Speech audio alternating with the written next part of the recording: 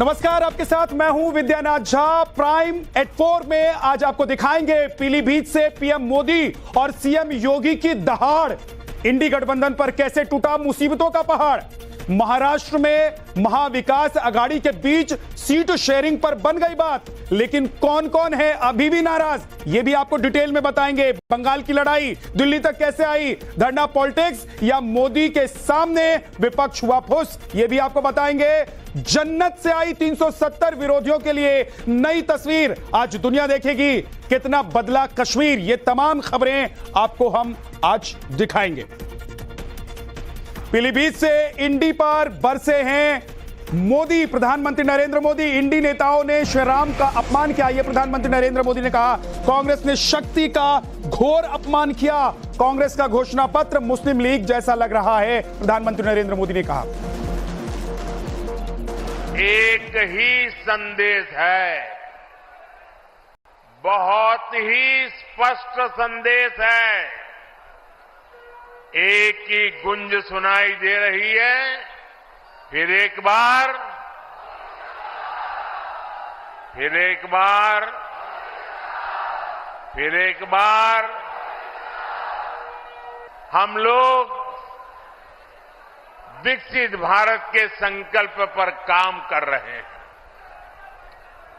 सारी दुनिया की मुश्किलों के बीच भारत ये दिखा रहा है कि उसके लिए कुछ भी असंभव नहीं है। आज देश भर में जिस शक्ति की पूजा हो रही है, उस शक्ति का कांग्रेस ने घोर अपमान किया है। जिस शक्ति के आगे हम शीश झुकाते हैं, उस शक्ति को उखाड़ फेंकने की बात ये कांग्रेस के नेता कर रहे हैं। जब देश की जनता ने पाई पाई देकर के इतना भव्य मंदिर बना दिया, जब मंदिर वालों ने आपके सारे गुनाह माफ करके आपको प्राण प्रतिष्ठा के कार्यक्रम में सम्मानपूर्वक निमंत्रित किया, लेकिन आपने प्राण प्रतिष्ठा के निमंत्रण को ठुकरा दिया। आपने प्रभु राम का अपमान कर दिया। प्रधानमंत्री नरेंद्र मोदी ने पहली बार पीलीभीत में रैली को संबोधित किया और इस दौरान वरुण गांधी नजर नहीं आए। वरुण गांधी का टिकट काटकर इस बार बीजेपी ने जितिन प्रसाद को मैदान में उतारा है। वहीं समाजवादी के टिकट पर भगवंत सरन गंगवार बीजेपी के जितिन प्रसाद को चुनौती दे रहे हैं। दो आमने सामने कैंडिडेट आप देख रहे हैं तस्वीरों में। पीलीभीत की जो जंग है, यहां प्रधानमंत्री नरेंद्र मोदी ने रैली की। पीलीभीत में योगी आदित्यनाथ ने बोला, विपक्ष पर हमला। मोदी जी के नेतृत्व में देश नई ऊंचाई छू रहा है। देश ग्लोबल पावर बनने की ओर अग्रसर है। बदलते भारत में सुरक्षा के साथ सम्मान भी है। पीएम के नेतृत्व में राम मंदिर निर्माण संभव हुआ। कि फिर एक बार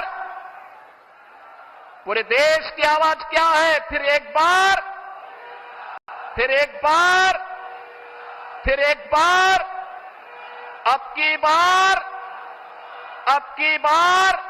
भाइयों, आज इस बदलते हुए भारत को हम सब ने देखा है।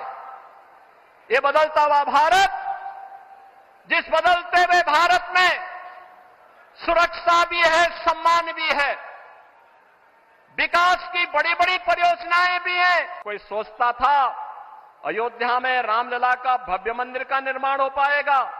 बहनों और भाइयों, अगर ये हो पाया है तो यह प्रधानमंत्री मोदी जी के यशस्वी नेतृत्व में, उनके मार्गदर्शन में वर्तमान पीढ़ी इन सभी कार्यक्रमों को आगे बढ़ते हुए देख रही है। गन्ना मूल्य का भुगतान अब समय पे हो पा रहा है, अन्यथा कई वर्ष लगते थे और गन्ना किसान देखता रह जाता था। आज यहां पे सुरक्षा भी है तो समृद्धि भी है। आज यहां पर आजीविका है तो आस्था को सम्मान भी है। प्रधानमंत्री नरेंद्र मोदी ने आज जहां पर जनसभा को संबोधित किया वो पीलीभीत बीजेपी का गढ़ माना जाता है। कैसे आपको बताते हैं। मेनका के बाद वरुण गांधी की पीलीभीत में एंट्री हुई और एंट्री 2019 में जब हो गई तो 59.38% वोटों के साथ उन्होंने जबरदस्त जीत हासिल की, जबकि समाजवादी पार्टी के हेमराज वर्मा को केवल 37.83% वोट ही मिले। पीलीभीत में मंच पर आज एक वाकया भी देखने को मिला। अपने भाषण से पहले सीएम योगी मंच पर पीएम से कुछ बात कर रहे थे और तभी योगी को संबोधन के लिए बुला लिया गया और इसके बाद योगी अपनी कुर्सी हटाकर पीएम मोदी के पीछे से पोडियम की तरफ से जाने लगे। तभी पीएम ने उनका हाथ पकड़ लिया, उन्हें सामने से जाने के लिए कहा।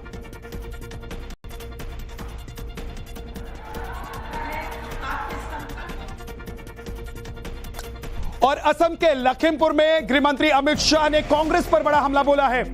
असम के लखीमपुर में गरजे अमित शाह, मोदी सरकार ने असम में आतंकवाद का अंत कर दिया, बांग्लादेशी घुसपैठिए पर लगाम लगाया। इंडी गठबंधन चाहिए या प्रधानमंत्री नरेंद्र मोदी, अमित शाह ने आज ये लोगों से पूछा। शाह ने नेहरू की नीतियों पर भी सवाल उठाए कि आने वाले 5 साल के लिए आपका मेंबर पार्लियामेंट कौन होगा, देश में किस पार्टी की सरकार होगी और देश का नया प्रधानमंत्री कौन होगा।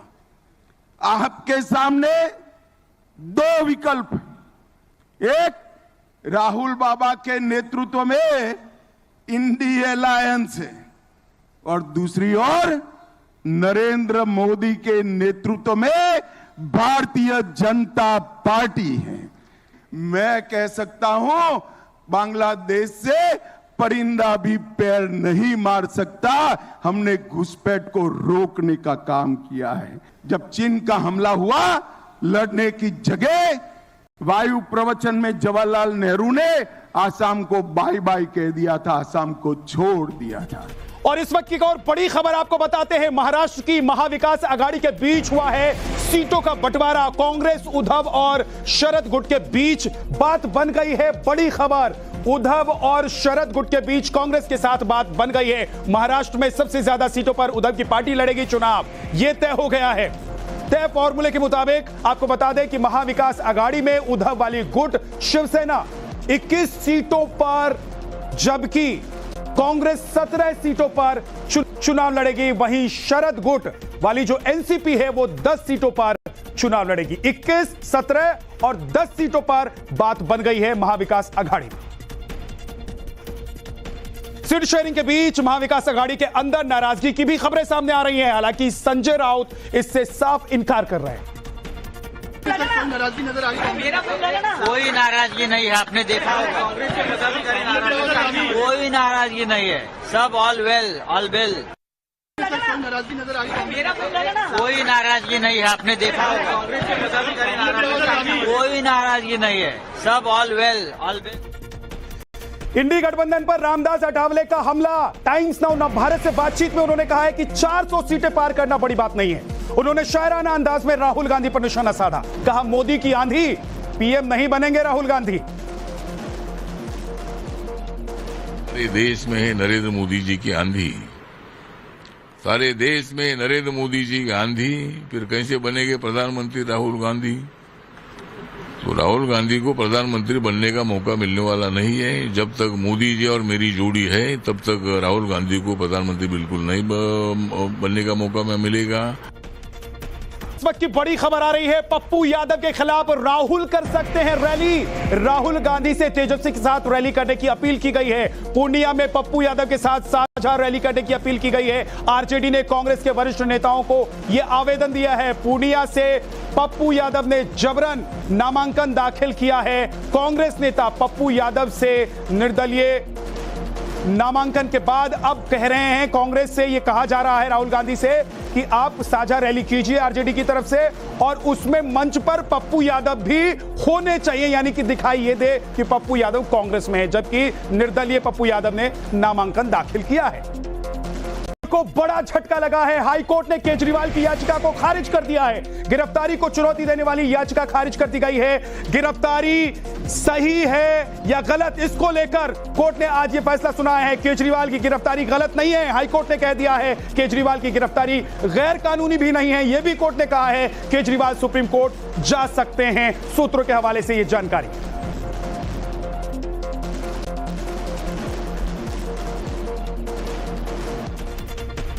सीबीआई, एनआईए, ईडी और इनकम टैक्स विभाग के प्रमुखों को बदलने की मांग पर अड़ी है टीएमसी। टीएमसी के सांसदों का धरना जारी है, पुलिस स्टेशन में धरना जारी है। कल टीएमसी के प्रतिनिधिमंडल ने चुनाव आयोग से मुलाकात की और बाद में आयोग के बाहर ही धरने पर बैठ गए थे, जिसके बाद पुलिस ने उन्हें एहतियातन हिरासत में ले लिया। उन्हें रात में रिहा कर दिया गया, लेकिन टीएमसी के नेता मंदिर मार्ग थाने के अंदर ही धरने पर बैठ गए। टीएमसी नेताओं का आरोप है कि सत्ताधारी बीजेपी चुनाव के दौरान केंद्रीय एजेंसियों का दुरुपयोग कर रही है और विपक्ष के नेताओं को टारगेट किया जा रहा है। चुनाव आयोग पर भी टीएमसी ने निशाना साधा और पूछा है कि जब बीजेपी की शिकायत पर बंगाल में अधिकारी बदले जा सकते हैं तो उनकी शिकायत पर एक्शन क्यों नहीं लिया जा सकता है। एनआईए, सीबीआई, ईडी और इनकम टैक्स चल रहा है और सब अपोजिशन को डिस्टर्ब कर रहा है ताकि वो ढंग से शांति से इलेक्शन ना लड़ सके। और इस बीच दिल्ली पुलिस ने साफ कर दिया है कि कल ही टीएमसी के नेताओं को रिहा कर दिया गया था हिरासत में लेने के बाद, लेकिन इसके बाद भी वो पुलिस थाने में बैठे रहे। 144 धारा के चलते हुए जो रोड ब्लॉक की थी, प्रोटेस्ट किया था, उसको रिमूव करने के लिए इनको डिटेन किया गया था। कल शाम को इनको फ्री कर दिया गया है। ये अपनी फ्री विल से यहाँ बैठे हुए हैं। उसके बाद में अपना जा रहे हैं, खाना खा रहे हैं, बाहर जा रहे हैं, वापस आ रहे हैं। अभी भी 2-3 लोग इनके बाहर हैं और वो खाना खाने या नहाने बाहर गए हैं और फिर वापस आके यहाँ पे बैठेंगे। हमारी तरफ से पूर्णतः फ्री है, जाना चाहें तब जा सकते हैं। 5 बजे तक यही बैठेंगे, 24 घंटे का इनका कॉल है। मेरे हिसाब से पुलिस स्टेशन प्रेमाइस का यूज पॉलिटिकल पर्पस के लिए ना हो बेटर है, बट हमारी तरफ से कल शाम को इनको फ्री कर दिया गया था, जब चाहें तब जा सकते। और इस बीच सूत्रों के हवाले से एक और बड़ी खबर आ रही है। बंगाल में बीएसएफ और आरपीएफ की, सीआरपीएफ की 100 अतिरिक्त कंपनियों को तैनात किया जाएगा। सूत्रों के हवाले से यह खबर मिल रही है। गृह मंत्रालय को 100 अतिरिक्त कंपनियां देने के निर्देश दिए गए हैं निष्पक्ष चुनाव के लिए। ईसी ने मांगा है सुरक्षा बल। सीआरपीएफ की 55 और बीएसएफ की 45 कंपनियां होंगी तैनात। 15 अप्रैल से पहले बंगाल पहुंचेगी 100 अतिरिक्त कंपनियां। बंगाल में सभी 7 चरण में लोकसभा के चुनाव होने। और इस वक्त एक और बड़ी खबर आपको बता देते हैं। संदेश खाली हिंसा मामले पर एक्शन में ईडी है। मुख्य आरोपी शाहजहां शेख की पत्नी से पूछताछ की जा रही है। एक बार फिर से यह पूछताछ हो रही है। तस्लीमा बीवी से ईडी करेगी पूछताछ। सोमवार को भी तस्लीमा से 1 घंटे की पूछताछ हुई।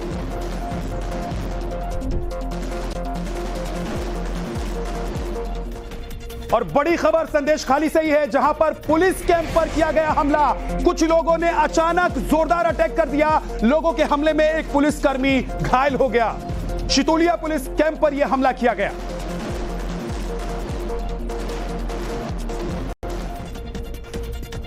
संदेश खाली नहीं, कोलकाता के डायमंड हार्बर में भी हिंसा हुई। बीजेपी कार्यकर्ताओं पर जोरदार अटैक किया गया। बंगाल बीजेपी ने टीएमसी पर हमले का यह आरोप लगाया है। पूजा करने के दौरान हमला किया गया, यह बीजेपी ने कहा है। पुलिस ने बीजेपी कार्यकर्ताओं को गिरफ्तार कर लिया।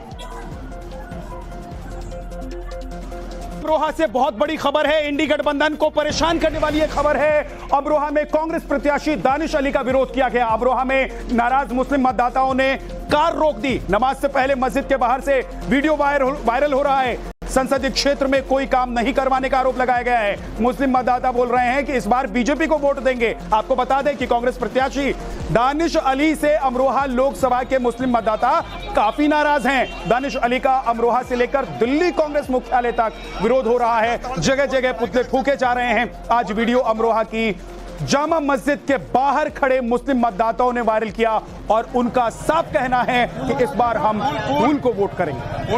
सांसद तंवर सिंह जी वो लड़ाएंगे इलेक्शन, हम फूल को वोट देंगे। दोनों हम जितने भी खड़े सब फूल को देंगे, जितने भी सारे फूल को देंगे। मैं वार्ड नंबर 13 नगर पंचायत नौगांवा सादात से सभासद पति हूँ। हमारे सांसद जी ने पिछले पूरे 5 साल में सिर्फ 2 सोलर पोल लगवाए जो 1-1 लाइट वाले पूरे नई बस्ती के अंदर। जबकि 10 से 12 हजार वोट हम इन्होंने इन लोगों को दिए थे। हमने कोई वोट, इन्होंने कोई काम नहीं किया। फिर इनको वोट दे क्यों हम? भाई हमने वोट दिया था अपना रहनुमा चुनने के लिए दानिश अली को। दानिश अली जी को संसद में दूसरे सांसद ने बीजेपी के कुछ कह दिया तो वो तो रो रहे थे खुद। तो ऐसे नेता को वोट देके क्या फायदा। अपने संसदीय क्षेत्र में ही दानिश अली लगातार घिरते नजर आ रहे हैं। 4 तस्वीरों में आपको दिखाते हैं कि कैसे पिछले 1 महीने में ही अमरोहा में कई बार दानिश अली की गुमशुदगी के पोस्टर तक लगा दिए गए और जब उन्होंने अमरोहा का दौरा करना चाहा तो उन्हें हर बार विरोध झेलना पड़ा। अमरोहा से इंडी गठबंधन का उम्मीदवार बनाने का समाजवादी पार्टी के कार्यकर्ताओं ने विरोध किया। समाजवादी पार्टी के अमरोहा कार्यालय में हुई बैठक में भी उन्हें काले झंडे दिखा दिए गए। अमरोहा लोकसभा क्षेत्र में करीब 16 लाख वोटर हैं। लोकसभा की सबसे वीआईपी सीट कहे जाने वाली अमरोहा के सियासी मैदान में करोड़पति उम्मीदवार टाल ठोक रहे हैं। कई सारे उम्मीदवार हैं जो करोड़पति हैं। अगर बात करें बीजेपी प्रत्याशी कमर सिंह तंवर की तो 182 करोड़ की संपत्ति के वो मालिक हैं। बसपा प्रत्याशी चौधरी मुजाहिद हुसैन 17 करोड़ की संपत्ति के मालिक हैं। जबकि अमरोहा से पिछली बार बीएसपी के टिकट से जीते प्रत्याशी कुंवर दानिश अली इस बार कांग्रेस के टिकट पर चुनावी मैदान में हैं। दानिश अली भी 11 करोड़ की संपत्ति के मालिक हैं। यानी कि जितने भी उम्मीदवार हैं सब करोड़पति हैं। जातीय समीकरण की बात कर लें तो मुस्लिम 6.5 लाख, जाट 2 लाख, राजपूत 1.5 लाख और 3 लाख एससी वोटर्स यहां पर हैं। सरकार बनने के बाद से ही कश्मीर में लगातार बदलाव नजर आ रहे हैं। वो साल 2014 था जब जम्मू कश्मीर की कुल इकोनॉमी 2 लाख करोड़ की हो गई। अब तक घाटी में 1600 से ज्यादा आतंकी मारे गए हैं। धारा 370 हटने के बाद जीडीपी दोगुनी हो गई है। पर्यटन क्षेत्र में जबरदस्त बढ़ोतरी हुई है। ये तमाम चीजें देखने को मिली है प्रधानमंत्री नरेंद्र मोदी के पिछले 10 साल के कार्यकाल में। और इस वक्त प्रेस कॉन्फ्रेंस में आपको लेकर चलते हैं। बीजेपी और आम आदमी पार्टी दोनों की प्रेस कॉन्फ्रेंस हो रही है। नहीं कर रही आसपास कहीं, जिसकी वजह से उस तक पहुंचना थोड़ा मुश्किल नजर आ रहा है। मोहित भट्ट टाइम्स नाउ।